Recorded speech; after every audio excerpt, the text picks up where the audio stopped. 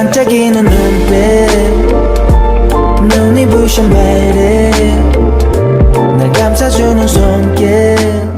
Shin Yojin had been lying in a hospital bed, her body attached to various machines, and the atmosphere was tense as if she had suffered a severe brain hemorrhage. Shin Yojin, though appearing weak, couldn't hide a slight smile at the corner of her lips. She surveyed the room, confirming that everything was going according to her plan. The news of her sudden brain hemorrhage had only just broken, and she knew Choi Myung-ji and Yoon Se-young, who had been scheming against her, would not waste this opportunity. Shin Yojin, knowing the CCTV cameras might be recording, deliberately swallowed a dry breath and shifted her body slightly, making her breathing and movement seem more lifelike. She had planned to make sure that if Choi Myung-ji and Yoon Se-young showed up during the night, she would capture irrefutable evidence to expose them once and for all. She was determined to end their manipulations after watching them carefully. Her gaze was firm as she resolved to take back everything they had stolen from her. She would never be deceived again. From now on, she would make sure her every move was calculated and deliberate. However, Shin Yojin was resolute, realizing that family trust was far more important than wealth or power. She knew how meticulously Choi Myung-ji and her daughter had been operating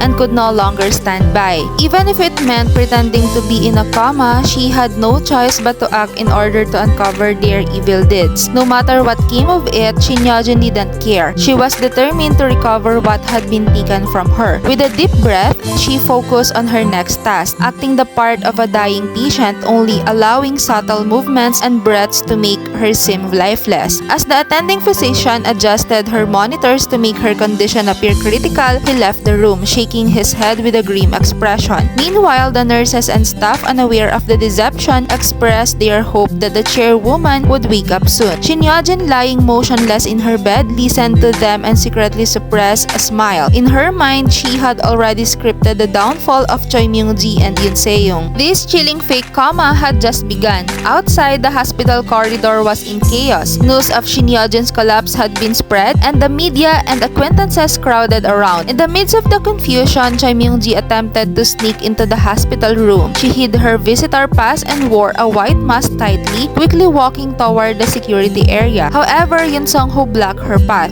as though he had been waiting for her. He told her she couldn't enter, and Choi Myung-ji glared at him, the long-standing tension between them now palpable. Though she raised her mask slightly, trying to hide her nervousness, the unease in her eyes was evident. She insisted on visiting Shin Yojin and questioned Yoon Sung-ho's authority to stop her. But he remained firm, with nurses and security guards already stationed outside the hospital room, preventing her from entering. Frustrated, Choi Myung-ji paced back and forth in search of a way in. She knew that if Shin Yojin truly woke up, all of her dark deeds would be exposed. She had been involved in illegal projects, forged documents, and even several hit-and-run accidents. If she could, she needed to confirm Shin Yojin's condition and make sure she wouldn't recover. Yoon Sung-ho's gaze remained unyielding, and the nurses seemed suspicious of Choi Myung-ji as they made quick calls to report her.